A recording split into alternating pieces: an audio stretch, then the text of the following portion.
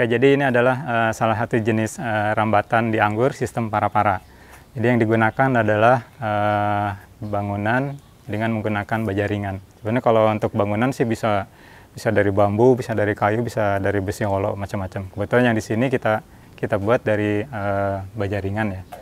Jadi kalau lihat konstruksinya sebetulnya kalau untuk para-para ini adalah tingginya itu bisa 2 meter atau biasa ya maksimal 2 meter. Supaya lebih mudah untuk perawatan. Sebenarnya standarnya itu adalah 60 cm dari tinggi si perawat sebetulnya. Tapi kalau ini kan dibuat umum saja, jadi tingginya adalah 2 meter sehingga tangan kita masih bisa untuk menjangkau di sini ya. Karena kalau anggur itu kan perawatan seperti pemangkasan, kemudian juga penghilangan tunas air atau tunas lateral ya, itu juga menjadi hal yang rutin. Sehingga kita harus lebih mudah untuk menjangkaunya. Ini adalah salah satu jenis para-para. Kemudian di sini kita menggunakan ini kawat seling ya. Ini sekitar 3 mili dari seling baja. Kemudian jaraknya, jadi ini dibuat kotak saja, jaraknya adalah sekitar 30. Ini ke sini 30, kemudian dari sini ke sini 30. Nah, seperti ini. Iya, betul. Ini jadi 30 kali 30. Ini cukup lah untuk menyangga percabangan dari tunas dari anggur ini. Kemudian kalau ini yang perlu diperhatikan untuk desain greenhouse dengan menggunakan UV.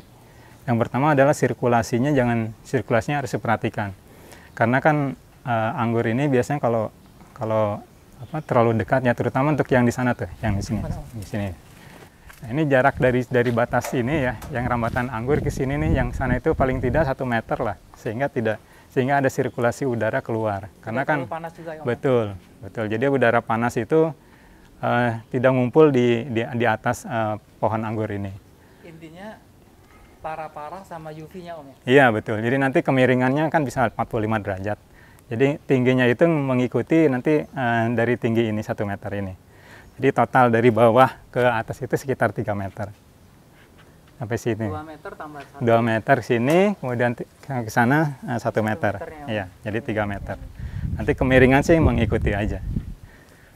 Nah, itu penting kenapa? Karena sirkulasi udara itu menjadi sangat penting. Kenapa? Karena kalau di greenhouse ini ya, untuk anggur ini dia rawan terhadap jamur embun tepung. Ya. Embun tepung betul. Jadi agak sedikit berbeda. Kalau di luar itu penyakit downy mildew yang sering terjadi. Sementara kalau di dalam greenhouse ini lebih banyak kalau misalnya pengendaliannya kurang, itu embun tepung yang paling banyak. Kenapa? Karena kelembaban tinggi, kemudian panas gitu ya, hangat, cuacanya hangat, sehingga itu memicu munculnya embun tepung itu. Ada contohnya? Contohnya mana ya? Contohnya itu, contohnya.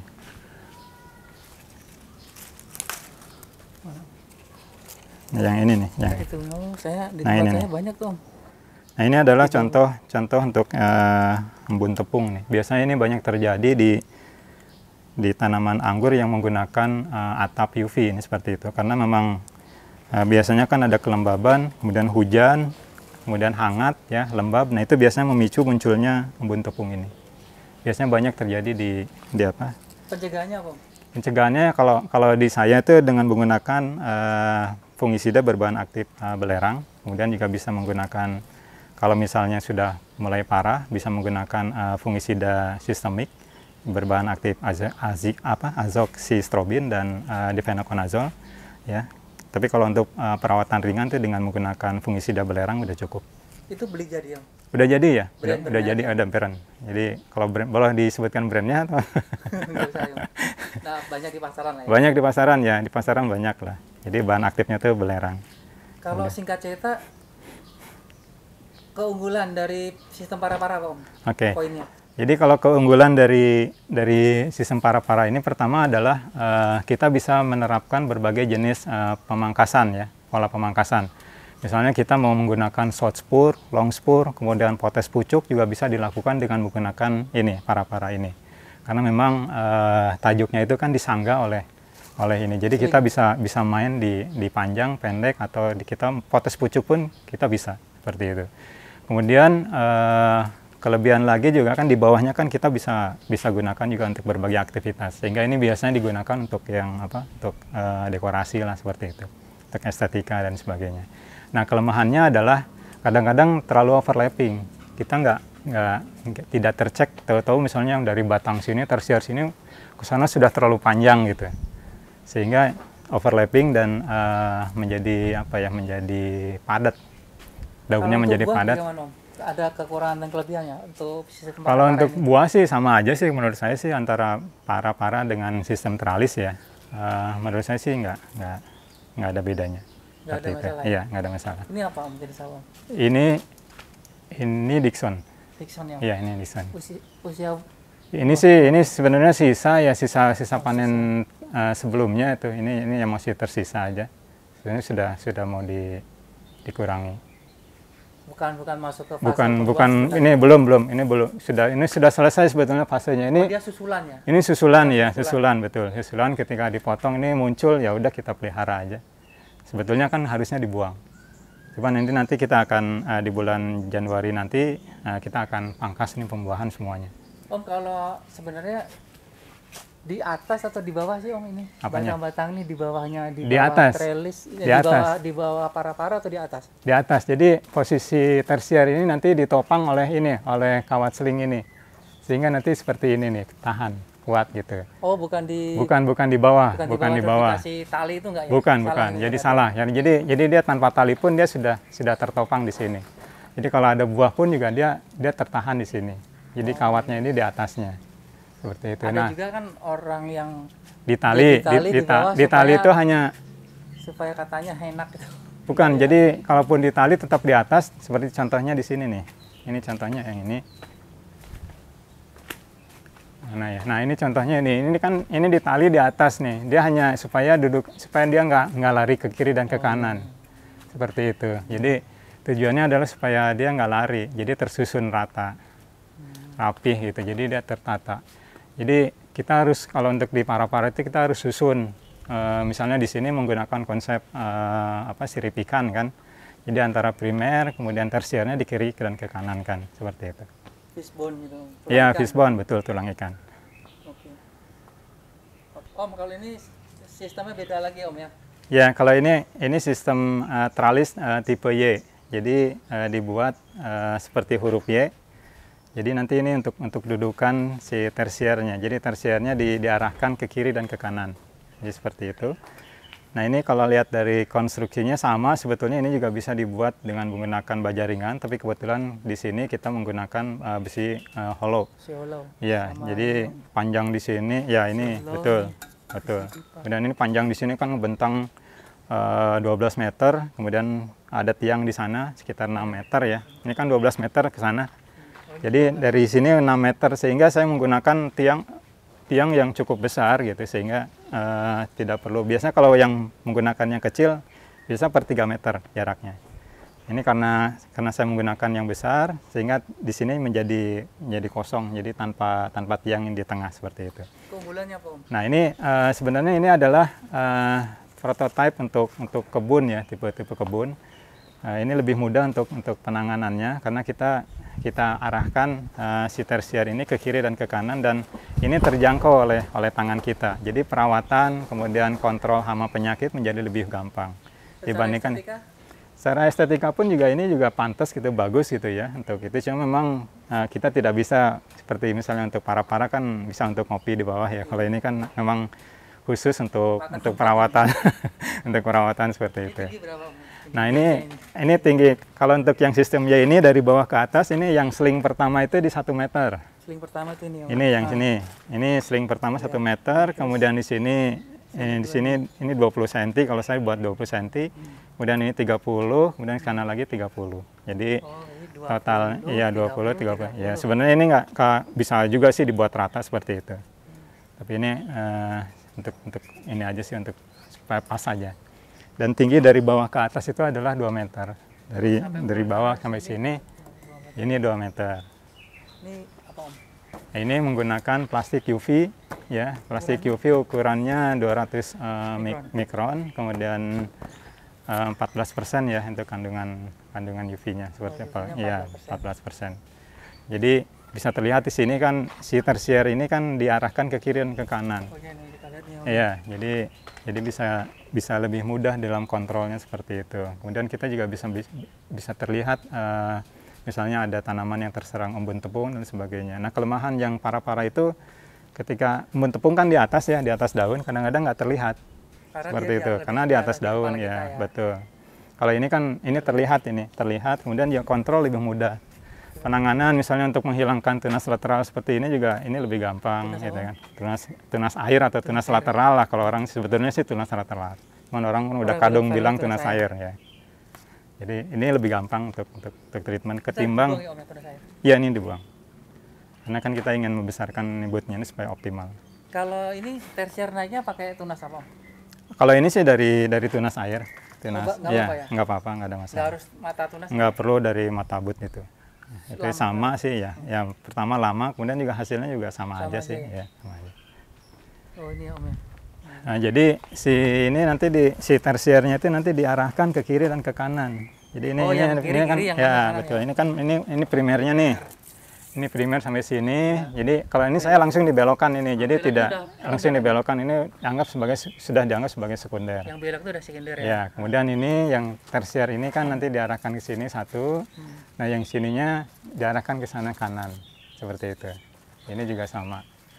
Jadi kita bekerja di dua sisi ini, di sisi sini dan sisi sana. Lebih efektif ya, Om. Betul. Jadi nanti posisi buah itu tergantung misalnya kalau misalnya kita pangkas di sini, maka posisi buah itu nanti akan ada di sini. Seperti itu. Jadi lebih mudah dalam penanganan. Ini buahnya yang kayak gini, Om. Nah, contohnya seperti ini nih. Ini contohnya seperti itu. Sama persis ya, Om ya? Iya, sama persis. Dengan sistem yang... Iya, nah ini juga ada beberapa yang... Ini kurang, Pak. Nah, ini kurang ini sih, kurang bagus. Ini sisa juga kemarin. Ini susulan, Om, susulan. Iya, ada. Jamur, Om. Betul. Jelek kalau misalnya musim hujan begini kurang mulus. Ya, betul, kurang mulus. Makanya tidak dianjurkan sebetulnya untuk kalau nggak terlalu terpaksa betul ya. Jadi posisi buah di sini. Jarak tanam berapa itu, Om? Ini jarak tanam di 120 kali, kalau misalnya sistem ini saya pakai 3 meter, tapi kalau pakai yang sistem teralis tipe T ini 2 meter. Ini jarak tanam? Jarak tanam ini ke sini kan 120 ya, 120 cm, dari sini ke sana 3 meter. Oke. Tapi kalau untuk pakai yang Y ya, nah kalau yang tipe T di sini, nanti kita akan bahas ke sana ya. Boleh, Om. Itu beda lagi jaraknya. Sistem T, Om. Ya, ini teralis tipe T ini. Jadi memang tipe T lah seperti ini kan ya. Jadi memang ini diarahkan ke atas. Seperti ini. Ya, tipe T. Jadi si tersiernya diarahkan secara vertikal. Jadi ini bisa bekerja di satu sisi. Misalnya di sebelah sana ada tembok gitu ya, kita bisa menggunakan sistem ini. Jadi ini pilihannya seperti itu.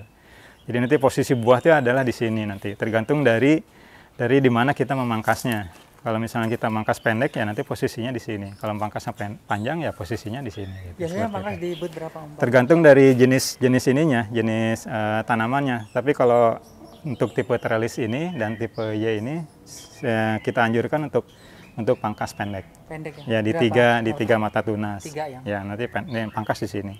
Jadi nanti posisi buahnya ada di sini. Iya seperti itu. Betul. Naik. Karena kan ini jaraknya terbatas. Kalau misalnya tinggi di sini misalnya kan, ini nanti akan diarah ruangannya terbatas gitu. Sehingga kita arahkan untuk selalu pendek. Kalau parah-parah Kalau parah-parah sih makanya itu tadi kelebihan parah-parah itu bisa main panjang, bisa main pendek, bebas betul. Karena kan pengaturan cabangnya bisa bebas. Kalau ini kan karena terbatas, ruangannya terbatas.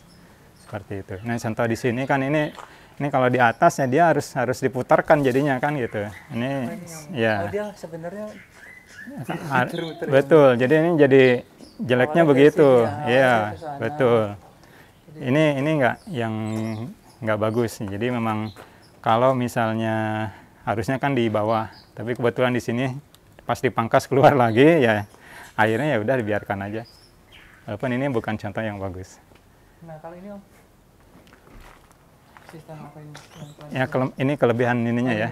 Jadi Kelebihannya. oke, jadi kelebihan dari yang Y dengan kalau yang Y tadi kan si tersier ini tidak ada pengurangan.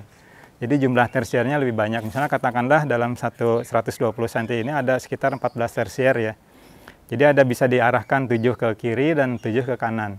Jadi memang efisien di dalam jumlah tersiernya. Sementara tetapi memang jarak antar ini ya, antar tanamannya itu harus lebih luas karena memang dia kan ke kiri dan ke kanan. Nah, berbeda halnya dengan yang tipe T ini.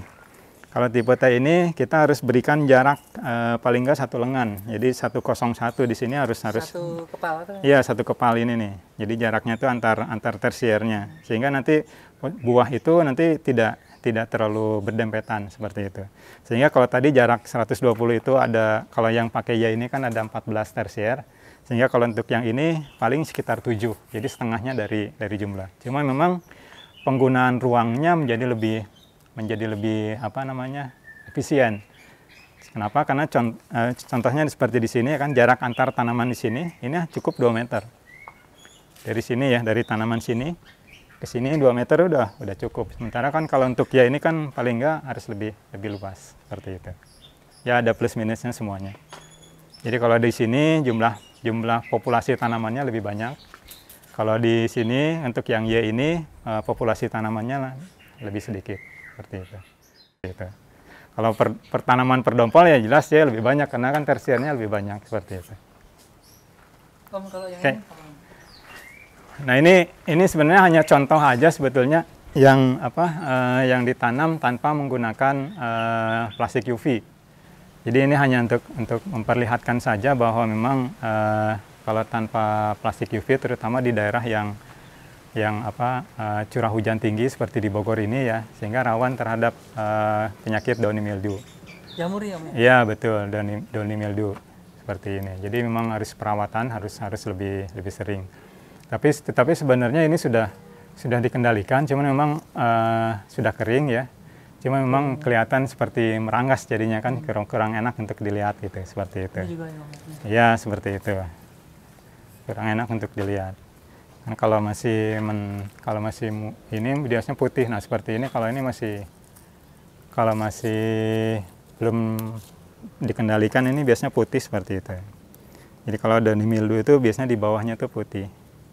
Beda sama tepung. Beda dengan rebun tepung ya. Kalau downy mildew kan di bawah, kemudian di sininya ada bercak-bercak kuning kecoklat-coklatan.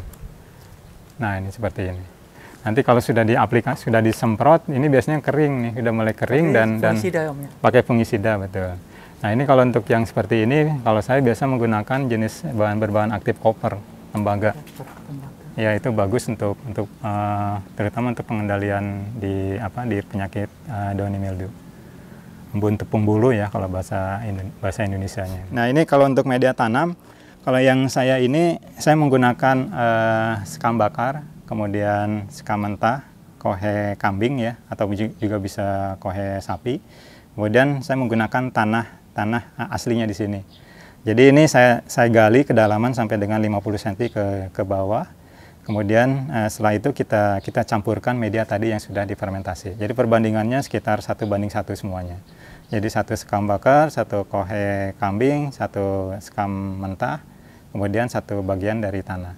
Jadi setelah itu kita tumpukan lagi, setelah dicampur, kemudian masukkan lagi ke dalam lubang tanam ini, kemudian dibiarkan ya.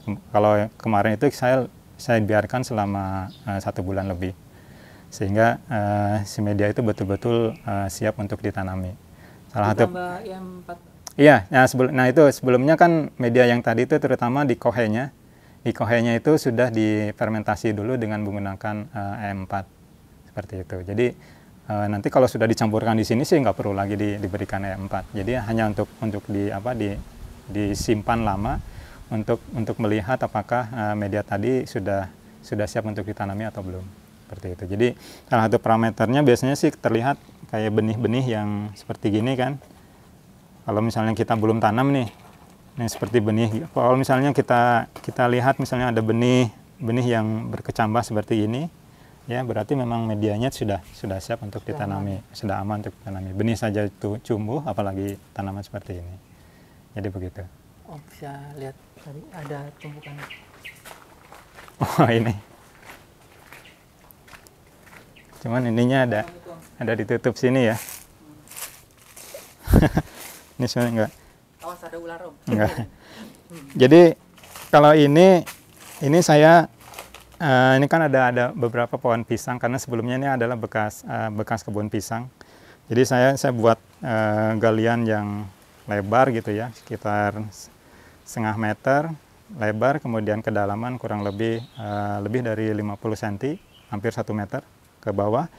Kemudian itu digunakan untuk tumpukan baik bonggol pisang ini ya, kemudian daun pisang, dan termasuk juga ini yang daun-daun anggur yang bekas pruning seperti itu.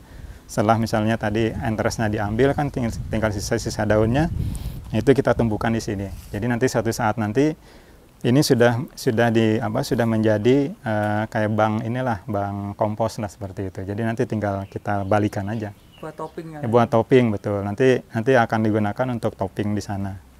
Topping di sana dengan menggunakan kohe. Kalau saya sih ini kebetulan alami ya, jadi tidak menggunakan E4 karena memang tidak ditarget juga kapan harus digunakan. Jadi memang daripada terbuang komposnya ya saya tumpukan di sini saja.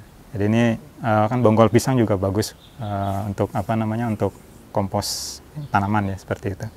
Kenapa? Air apa isinya? Ini air biasa, air pam. Bukan air kohe ya? Bukan. Jadi nanti